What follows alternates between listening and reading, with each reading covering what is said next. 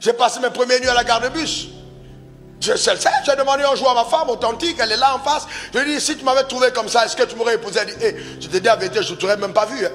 Ah, authentique, mais elle est sincère. Parce que je vais vous dire une chose, en fait, pendant que vous vous battez à réaliser les projets de Dieu, vous vous réalisez en Dieu. Donc, pendant que vous voulez réaliser les projets de Dieu, vous vous réalisez en Dieu. Dieu est tellement intelligent qu'il a renfermé ton développement dans l'obéissance à ses plans, à sa foi. Amen. Donc c'est très important. C'est quand tu poursuis ses intérêts que tu te réalises. Le combat de David contre Goliath était vraiment de faire descendre cet incirconcis. Mais derrière ça, c'était l'accès aussi à sa royauté. Il faut bien comprendre que les batailles que tu livres pour Dieu révèlent véritablement qui tu es. Et tu dois accepter de livrer tes batailles. Frère, tu dois accepter de livrer tes batailles. Je m'en dis, mon frère, il me dit, j'ai confié la mission que je t'ai donnée à plusieurs pasteurs qui ont refusé, qui ont renoncé à cause de leur image, en fait, de ce que les gens allaient dire. Dieu me l'a dit. Quand Dieu m'enseigne pour la première fois cette révélation profonde sur la richesse, il me dit, la première raison de la pauvreté dans l'église, c'est l'enseignement sur la dîme. Et il me dit, note ces choses, mais tu commenceras à les enseigner quand moi je te donnerai le signal. J'ai consigné l'enseignement.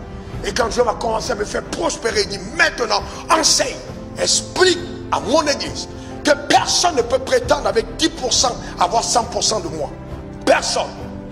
Mais si vous le dites et que vous n'êtes pas solide vous-même, eh bien, aucune porte ne s'ouvre. Et que le message de la dîme ne doit pas être enseigné le 25, le 26, le 27, le 28, seulement pour effrayer les gens pour prendre les 10% de leur salaire. 10% des salariés, c'est rien du tout. Ah maintenant, Dieu veut aller plus loin avec les gens. Il m'a dit, enseigne ça. C'est pour ça qu'on dit portion d'alliance. 10% c'est pour l'école du dimanche. Ah oui, l'école du dimanche, les petits donateurs commencent à 10. Mais les gens qui sont en alliance, parce que 10% d'Abraham n'a pas amené Isaac. Jamais, jamais, c'est pas 10%. Et même la promesse de Dieu faite à Abraham, Dieu a dû permettre la venue d'Isaac. Pour que Isaac vienne sur l'autel, pas la dîme. Isaac sur l'autel, pas la dîme. Pour que le ciel s'ouvre. Et que maintenant, Dieu donne à Abraham d'accéder à ce qui lui était réservé. Tes sacrifices, le palier d'exigence, plus il est élevé, quand Dieu place ça sur ta personne, ça révèle le niveau d'exposition de gloire que Dieu réserve à ta vie. Mais tu dois payer ce prix, c'est clair et net. Il y a une chose que j'ai réussi avec et dont j'en suis fier, c'est que ma maison s'est réjouie de tout centime que je sème dans le royaume. Ma femme ne peut pas dire non. Et même si un jour la folie entrait dans sa tête, moi je ne serais pas fou. Ah, clair et net, frères et sœurs. Est-ce que quelqu'un comprend de quoi je parle? Clair et net. Il n'y a pas d'autre choix. Je suis né pour cette cause. La raison pour laquelle j'ai échappé à la mort, c'est parce que Dieu m'a choisi. La raison pour laquelle je vis, c'est parce que Dieu m'a appelé. Et je ne peux pas me permettre de continuer de vivre sur terre sans servir à ses desseins. Donne-moi encore ton meilleur amen. Dis encore amen. C'est par la foi qu'Abel offrit un sacrifice plus excellent que celui de Caïn. Par la foi qu'il parle encore quoique mort. C'est par la foi qu'Enoch fut enlevé. Quand je lis ce verset biblique, j'ai dit non, je ne veux pas être une personne ordinaire. La Bible dit l'âme qui pêche mourra. Et comment est-ce qu'un homme comme Enoch n'est pas mort? Alors que la Bible dit l'âme qui pêche mourra. Personne ne sait où se trouve le tombeau d'Enoch. Il n'est pas mort. Parce qu'il y avait sa foi l'a amené à ne pas subir la mort. Il a été enlevé.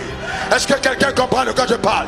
Donc frères et sœurs, quelle que soit la situation du continent africain, quelle que soit la situation de ta famille, Dieu t'enlèvera de là. Dieu te donnera une autre dimension, t'amènera à un autre niveau. Donne-moi encore ton meilleur amen. Dis encore amen. Alléluia. Amen. Et ça, ce n'est possible que par le développement de la conscience de Dieu à tes côtés. Que Dieu est avec toi. Que Dieu est avec toi. Que Dieu est avec toi. Que Dieu est avec toi. Que Dieu est avec toi. Quel que soit ce qui arrive, Dieu marche avec toi. Le Dieu que nous servons est fidèle. C'est par la foi que Noé, divinement averti, quand s'il lâche. C'est par la foi qu'Abraham quitta son pays pour aller vers un lieu que Dieu lui avait indiqué.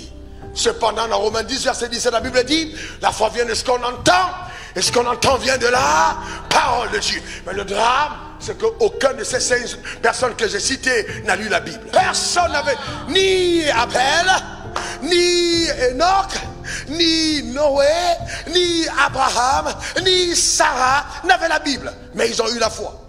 Ça veut dire qu'au-delà de la parole, je dois entendre sa voix.